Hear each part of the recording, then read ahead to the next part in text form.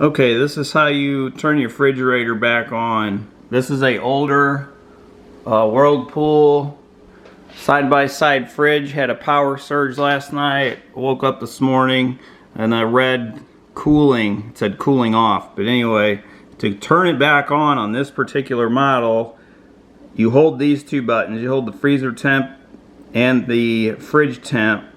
Hold them both down for 3 seconds and that'll turn the refrigerator back on.